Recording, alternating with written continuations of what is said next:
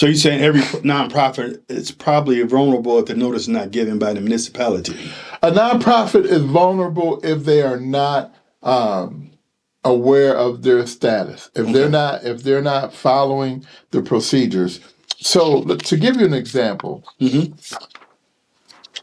every year the city assessor sends out this tax notification. Okay. It's called the Notice of Assessment of Taxable Value. Okay.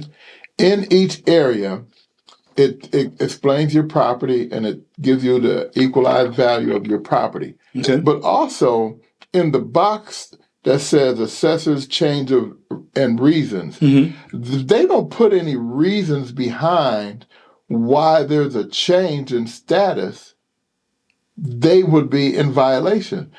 As you can see, there is no change in status in our equalized value statement.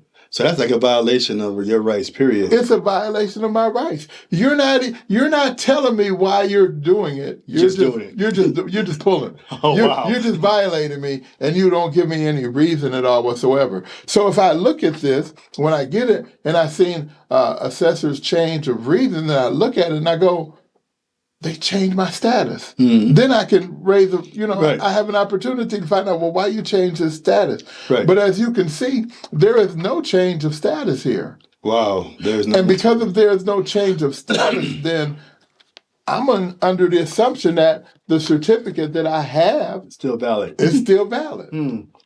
I have to find out in court why 5 years later, some 4 or 5 years later, why you pulled my exemption. Wow, because 5 years don't sound like due process to me. That's not due process. Well, let me ask you this, Pastor. What steps can organizations take to protect themselves? Well, organizations can protect themselves by maintaining thorough documentation. Okay. Ensuring that you understand and look at what is required of you as a nonprofit. You should regularly review your exemptions. You should also get a FOIA request for your documentation. Now, before you go further, I want you to explain to the audience what FOIA means, because some people are ignorant of that fact. FOIA is Freedom of Information. Okay. And in a FOIA request, you have any documents that the city has regarding your property. You have the opportunity to make a request to receive the documentation that they have regarding your property. Okay. When you make the request, you make a request in writing, and then you take it downtown, and they have 10 days to comply with this request. And they're supposed to be able to send you each and every document that you request. Okay. When you make this request, they're supposed to send that to you in writing, all of those documents. We made a FOIA request for all of our documents from the time we received our certificate up until this point in time now. 2025 was the last, or 2025 actually. And they denied us. They denied you the FOIA request, huh?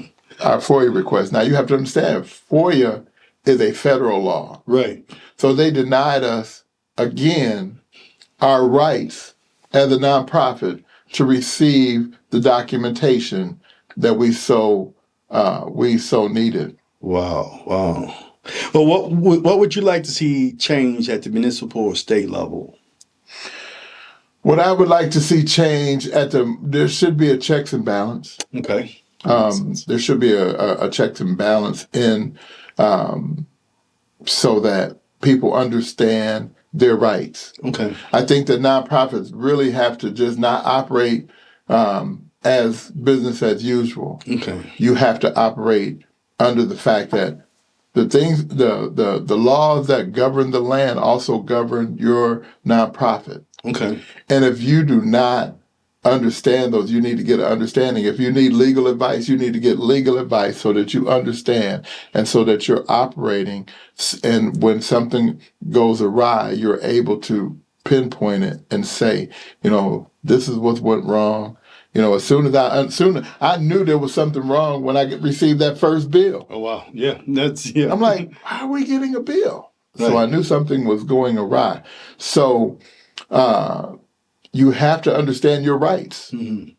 And if you need legal help, then you need to get an attorney Yeah. so that you can understand your legal rights for due process, that so that you and understand the laws of the city, state, and municipality. I got you, Pastor. Yeah, that the municipality, the municipality in your area, so that you understand how your nonprofit is governed and make sure that you're in compliance with the laws of that nonprofit.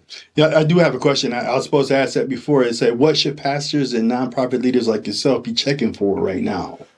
You should check and verify whether a formal or written notice has been received, Okay. explaining specific reasons for any changes or into your exempt status. Okay. Importantly, you should keep copies. Yeah. Keep copies of all correspondences that you receive. You need to keep these. A lot of nonprofits, I know, they get these assessments and they don't do anything with them. You really need to keep these and keep a close lookout for them and create a clear written record of what notices was received to protect your rights as a nonprofit organization. Okay, so I just want to go over some key points in this area. So basically, nonprofit leaders and pastors as well need to review the exemption status. They need to review everything to receive the documentation so that they understand where they stand.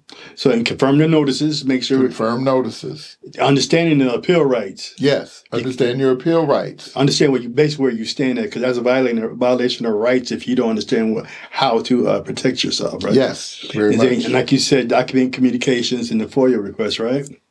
Yes.